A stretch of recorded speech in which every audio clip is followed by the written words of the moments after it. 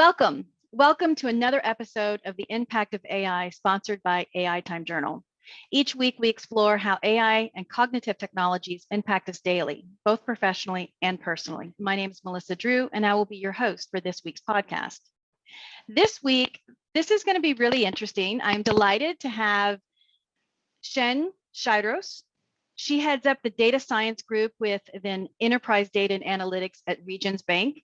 Now, in her role, she's responsible for leading multiple data science teams to design and deliver data science applications, including conversational AI, data products serving digital, marketing, consumer, commercial, private wealth, operations, finance, AML, fraud, and financial crimes.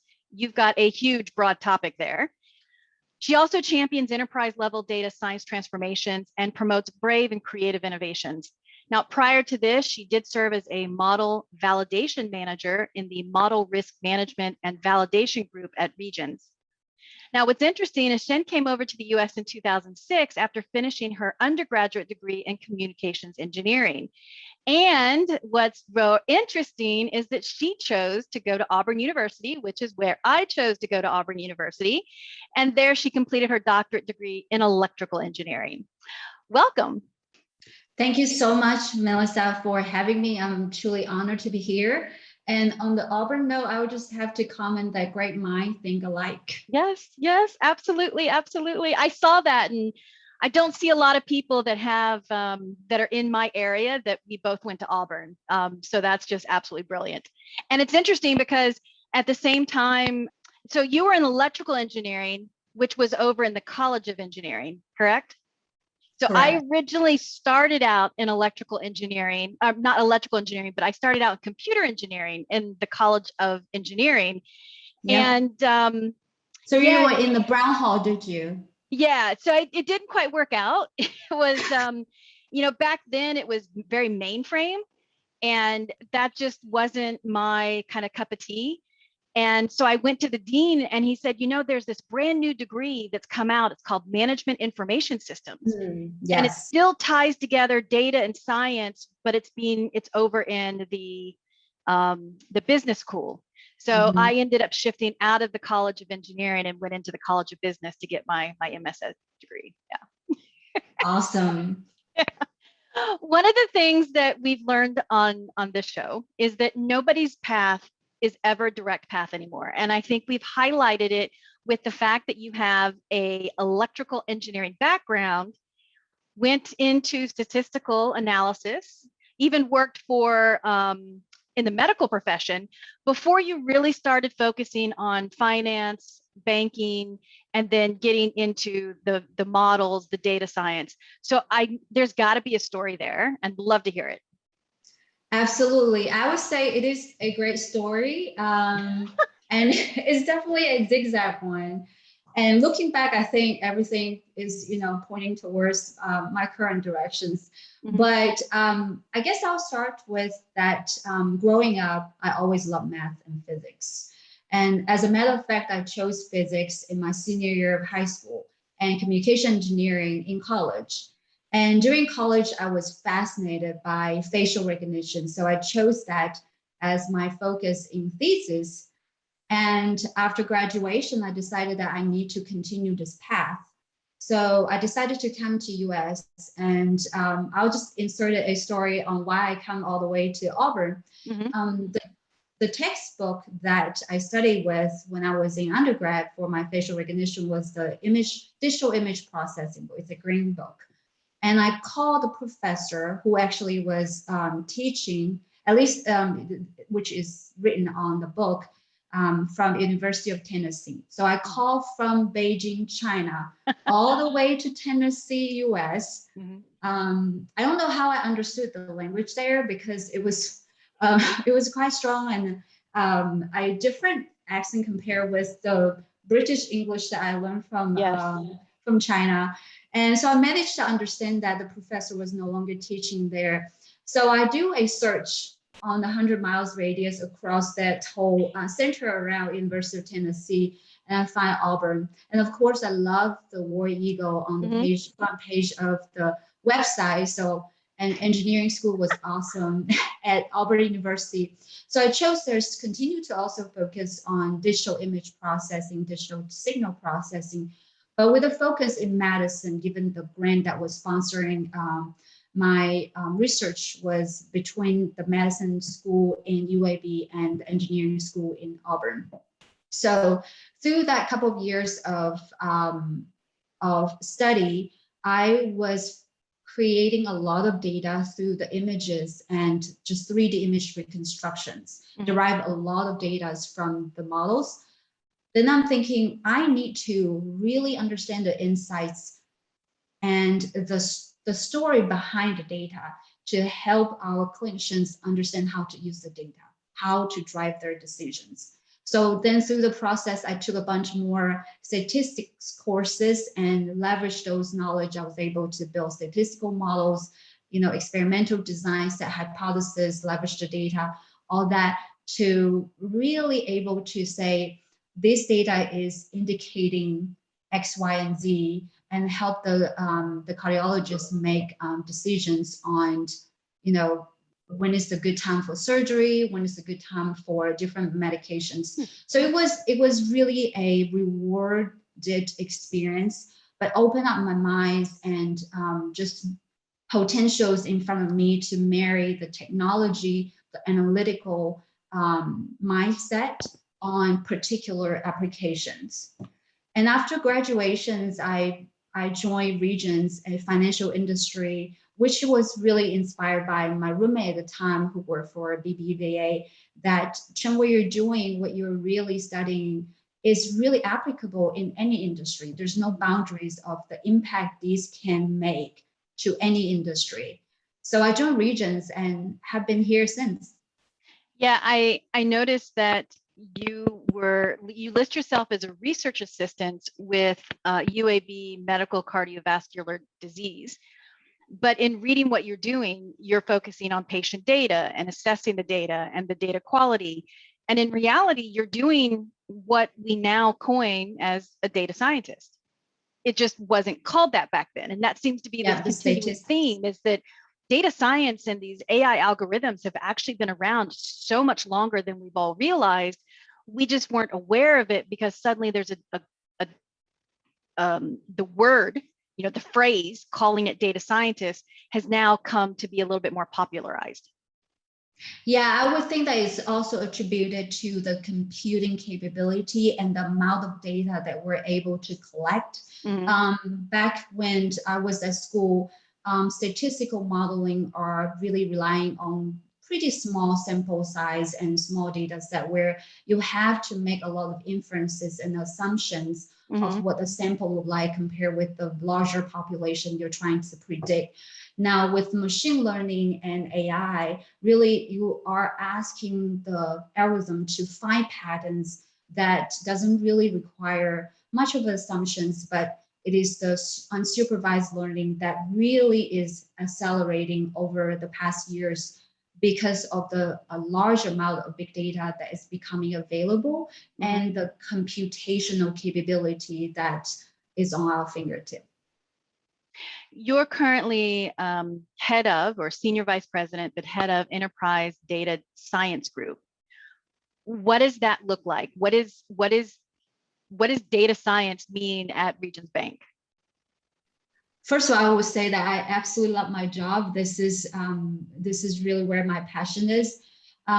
So in my role, I would say that what it entails will be, I can boil it down into 3 aspects. One is drive the business impact through data science applications. And second is being a thought leader to elevate and expand the data science capability and discipline. And then the third one is to coach, to build a talented data science teams that continue to create, to build high value, high quality AI solutions that make a business impact. You ask about what data science team mean here. So we partner closely with our internal functional team within data analytics organizations, including our product team, engineering team, data management team, data visualization team, but also closely partnered with our business, including consumer, wealth, commercial, digital marketing, financial crime operations, to really understand the ask from the business and build really point solutions to address the business problems through AI and machine learning. You mentioned a moment ago the collaboration that you have with all of these teams. Is it you mentioned the analytics and the visual teams, are those the one that create those mathematical algorithms that we sometimes call models? Or are you doing you're doing that? Okay. Mm-hmm. So then that's where your mathematical background comes into play, is not only are you on the side of collecting the data, but you're also, there with the team that's creating those mathematical algorithms. Right. So our team will work closely with the product team to understand what is the business problem. Mm-hmm. And then work with the business to understand the business process where this solution will be embedded in. So that is where we start understanding what type of data should we be collecting, right? Because it has to be pertaining to the particular business problem that we're solving. From there, we identify what should be the right model to use, what should be the right assumptions to make, and what should be the right, hyperparameter tuning. All of that mathematical process is intel into the building of the product. Mm-hmm. And then we work with our engineering team to deploy the model, continue to monitor the performance of the model through the predetermined acceptance criteria, and really continue to drive the adoptions of the products and maintenance the products. I hear a lot about data bias, algorithm bias, and you mentioned the word assumptions, which kind of, triggered this, oh no. So when folks are looking at pulling data, absolutely, you hit it right on. We're looking to get data that tries to minimize, you're in financial services, so tries to minimize the risk of that data bias. Do you have like a procedure or some sort of policies that you guys follow to minimize that? So I will mention that we also partner closely with our model risk management and validation team. And I served in that team in the first 5 years of my career here. Mm-hmm.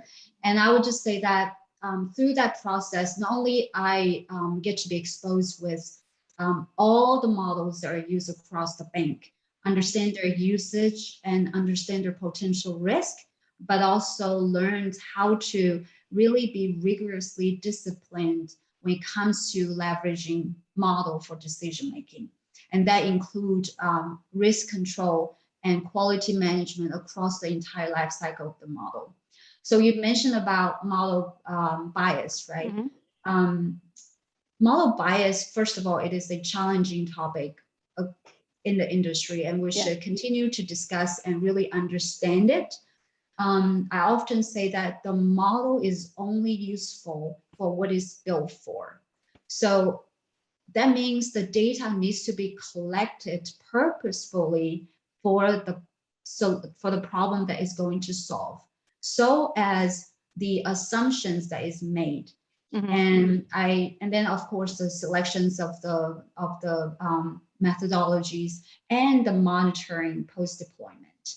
It has to be managed across the entire life cycle when it comes to bias, comes to accuracy of the assumptions, which may introduce bias. Mm-hmm.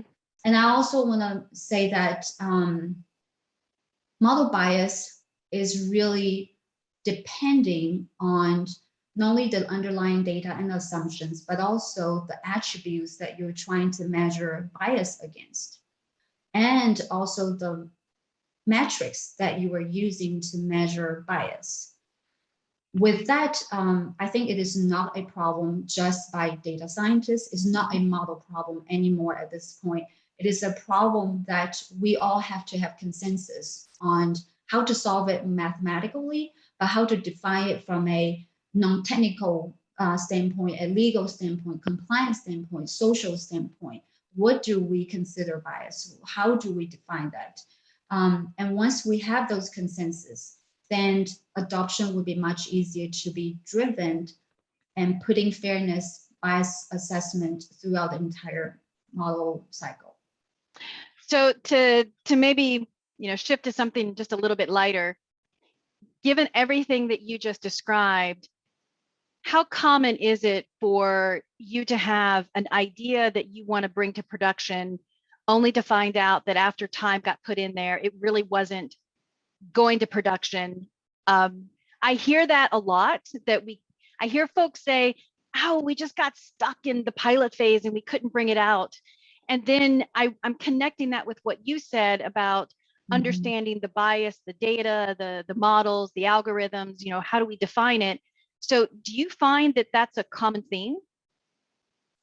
So there are, among all the products that we have built, I would say a good amount has gone to productions. Okay. And truly to drive business values and success through AI, the angle has to be that the AI solution is in use in order to drive success and values, right?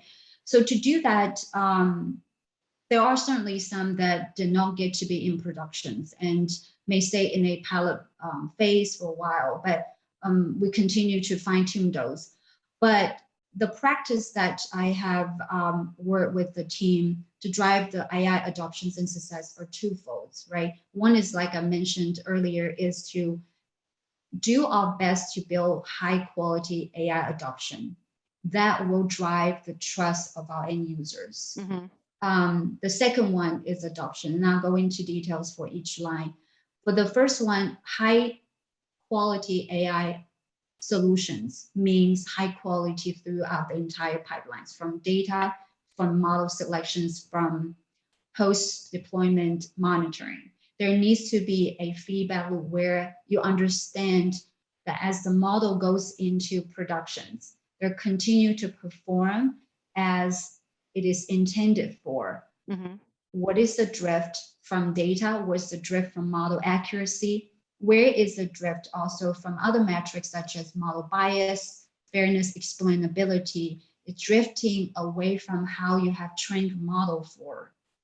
And that really is going to help you decide whether the model is providing the right, accurate, trustworthy results for the end user. That's on the first part. Second part is drive adoptions. So I definitely believe that it's only when the AI solution is being used, it is driving values. So we often deployed a MVP type of process where we built a kind of a skeletons or some minimum features. We quickly set up a user pilot team for them to test out. So you want to shorten the product to user time window such that they can give you the feedback as quick as possible, allowing you to iterate, to improve, to change, to really through that process also understand whether the product is meeting the requirement. Because sometimes there's just a gap between what you think the business requirement is versus the user experience of the results. So that iteration will help with narrowing, minimizing, and closing that gap before productions. And then after productions really is to continue to drive success and adoption through identifying market champions or product champions who really are passionate about your product, using it as a on a regular basis. And then second is to share success stories, take feedbacks, continue to take feedbacks, continue to improve the product, listen to what the user have to say, what do they need from it, and just keep that product alive. You mentioned a moment ago, after the models have gone to production, you're working with your internal stakeholders. So I'm assuming that the models that we're referencing are the ones that are focusing on creating value for the internal stakeholders, not necessarily creating value for your external customers, correct? I would say that it is not directly, but it's indirectly. The output is directly leveraged and used by our internal customers, which Okay. is our bankers, our relationship managers. But it's through those process, AI's values and more efficiency on the process, more accurate identifications of clients from either a recommendation purposes or retention alert purposes, such that our bankers can prioritize their energy on addressing the most highly likely either needing a product or trying customers. And then the data that we compile for them, the insights that we compile for them pertaining to these customers is at their fingertip, which helps them operating more efficiently, knowing the customer even more on top of that, what they already know, without have to go through all the source systems to really piece out those information together for their call. So I would say, yes, it's directly making our internal customer life easier, but indirectly making our external customers life better as well. You mentioned the term drift, which, obviously I immediately go to like cars, drifting, and my head went completely in a different direction. But if I bring that back to data, I thought that was a really interesting perspective on using the term drift to really articulate that the data that you created at the beginning may have slightly modified as more data. So after it's gone to production, as more data was being consumed, there's this maintenance on the model. And I wanted to talk about that because you highlighted it briefly, but I don't think that conversation's really been discussed a lot lately. I think people just make this assumption that, oh, there's AI and we created it and here's the decision and that's it. There's nothing left to do. But there's a whole nother process that happens after you've gone to production. Is that right? There is. And I often said this to in my conversations to data scientists or external partners, is that model is only going to be as good as you train it for. And it is always learning the historical data and assuming the future can be represented by the past, which often is not the case. As a result, model has to be managed and maintained after the deployment through constantly monitoring. And when the future data is no longer in line with history, your model is not going to predict the right thing because the data, underlying data, is no longer in line with what the model is trained on. So this might be extreme, but model, in my opinion, once it's being trained using the historical data and continue to predict futures, is deteriorating from the point it is deployed. So it's at what point your tolerance is broken is when you need to retrain those models. There is a tolerance of error that you are allowing for your model to continue to score on new data. And at what point the underlying data is no longer in the tolerance boundaries is when your model is no longer making the right predictions, serving the intended purposes, and needs to be retrained, leveraging the newer data you have just collected. All right, so I'm going to repeat what I think I just heard because I love this. This is exactly, I think, where the conversation needs to go, and we're not talking about it enough. So I collect my data. A lot of it's going to be retrospective or historical data. I pull that data together. I make sure that I've got minimum risk for my data bias. I then move into the model itself. I'm now trying to, again, minimize that confirmation bias that I have with my model, the validation, the testing. I finally move to production. And now, as I'm in production, I'm now collecting more data that's being used, which then becomes historical data. And then at some point, as more data gets pulled in, there's an individual that's going in and constantly looking and evaluating if what the model was intended for in January, after it's been used for X amount of time, how much, I'm going to use the word drift because I like that, how much drift has occurred between January to today when I went back and checked it. And then if that's the case, that threshold that you've just talked about, what's the threshold that I'm comfortable with? How much of a deviation has occurred from the time it went to production to today? And it's the company that needs to be comfortable with what that purpose is, what the outcome and the results, what the model's being used for, to really define what that threshold should be. Is it very narrow, 1 or 2%, or do we have a little bit more fluctuation in that variety? Yes, absolutely. And I would add that it is important to understand that that is also pertaining to the risk appetite that you're willing to take. And it is also application specific. For example, you probably have a really low tolerance when it comes to predictions that directly impact our customer, our external customer, when it comes to credit scoring or various different type of really highly regulated and important decision making.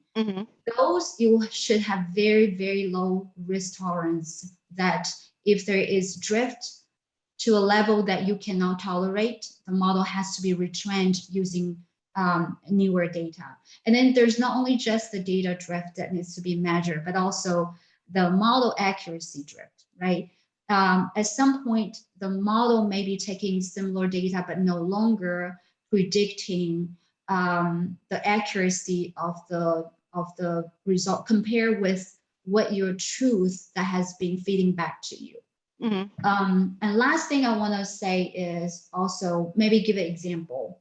Let's say I'm training the model for recommending products, leveraging data that is before 2020, 2019, 2018 data. I'm leveraging those data to train a model to help me identify the best products for our customers going forward. 2020, we have COVID, we have various different regime shift in the economic way that is very different than 2019, 2018. So the model who is trained using those can no longer be representative when it comes to scoring data that is collected during COVID. So an examination of whether the model can still be accurately predicting is crucial. And what can we do? There's multiple ways you can do this. You either retrain the model with the data, which comes with its own challenges, right? You don't have historical data that can mimic COVID.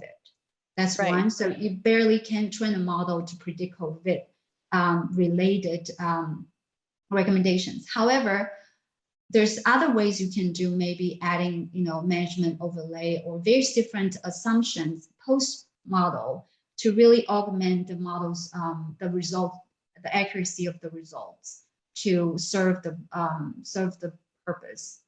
But I think it's important to understand that after productions, the model has to be continuously monitored with previously established thresholds for risk tolerance.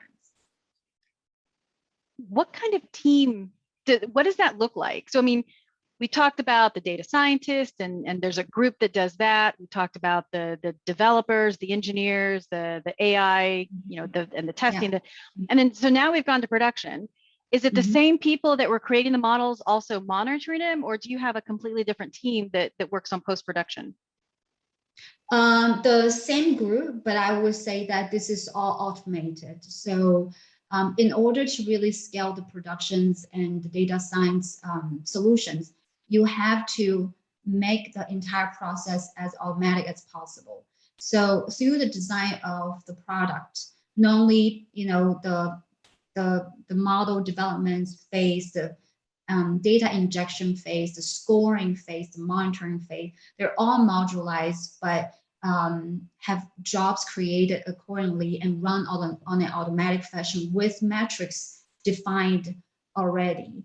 So once the metrics is being broken, then the system will send out alerts. That is where when the data scientists and the business will going to evaluate what is the proper mitigation. So using AI to evaluate the AI models. Well, I would say no, it's the metrics that you have to establish, right? So you measure the drift, measure different accuracy drift, right? So then, and based on what you said, you said based on what it's being used, the risk appetite. So the metrics for one particular model may have a much smaller appetite for risk. Mm-hmm. And then if those thresholds are exceeded, you get a warning that somebody needs to go and pay attention to this. Versus say another model, versus another model who has a much wider risk appetite, those metrics would look a little different. It will. So like I mentioned, it is application specific, mm-hmm. right? And how you measure it, what type of metric that you use, and also what is the range of acceptance, acceptable range is established is application specific. What's an example of something that you were a part of that was really exciting? Like, for example, we've discussed briefly early on that data science, this has been around for quite some time. I was involved in it in 2004. You've been involved in it for quite some time. What is something that you were able to solve now that you weren't able to solve, when you first started working with Regents Bank in 2014? I think it's the technology that has been evolved, mm-hmm. that allowing to really unleash the potential of data. We have so much more data. We are no longer restricted by that. I only have 20 samples and I have to make a inference of it. We have so much data that we can learn from. There is transactional data on a every 15 minutes basis. There's daily data, there's monthly data that we can learn so much about the customers and to then execute on it through solutions, because we also have distributed computing capabilities where we can build more sophisticated models, mm-hmm. that can help us really review the insights that are hidden in the massive amount of data, help drive insights. And this is going to continue, right? Quantum computing is promising right now with a lot more computational powers that we can do so much more for pricing optimization, simulations in capital markets, and fraud protections, leveraging high computational power. So very exciting because of the data and the computational capability that we're having. I was smiling because I work for IBM, and there was August of this year, there was a public announcement that IBM unveiled a new chip that would, it's called the Telum, T-E-L-U-M, and it's IBM's first processor that has an on-chip acceleration for AI inferencing. And the concept was, we've got so much data, we need more processing power, to be able to synthesize that data and get nearly real-time recommendations and nearly real-time, decisions. But as you mentioned, the technology is just changing so much. And even to the extent that we've now companies got building chips that have AI infused technologies in them in order to be able to process AI more quickly. I know it. I think when I was growing up, I thought, wow, Back to the Future. Now the future is here. Oh gosh, yes. So it is time that we start wrapping up our conversation. This to me was absolutely brilliant because it's touched on a topic that we really haven't talked about a lot in the industry. At the moment, everyone's focused on the data, collecting the data, the infrastructure. We're touching on, who's writing the models, the types of biases. A lot of folks are talking about, I'm stuck in pilot and I can't even get to production. But I think what you've highlighted is, hey, once you go to production, there's a whole nother level of maintenance that you guys need to think about. So I really appreciate you spending the time talking about this today. Absolutely. Yeah. I really appreciate the time that I get to spend with you, Melissa. Yeah. As we look to wrap up, do you have any lessons learned or insights that you'd like to share? I would say that for anyone who is passionate about AI or data science or just the analytics world, ask yourself maybe a couple of questions when you are developing any solutions leveraging the analytics. Is the why do I need AI for this? And why are we solving this problem with AI? Because I often talk to my team is that we're not building AI for building AI's sake. We're applying data science and machine learning to solve a problem that can be solved through this in an optimal way. So why do we need AI? Why do we need to solve this problem through AI? Second is the how. Really challenge yourself on the how. How can we build the most high quality AI solutions given the knowledge, the data, the computational power that you have? And then the third one is the what. What impact do I make through these applications, and continue to measure it? Wow, you're just this world of information. We definitely need to come back in a year from now and see what you guys are doing at Regents Bank. Thank you again so much for your time. I really do appreciate it. Thank you, Melissa.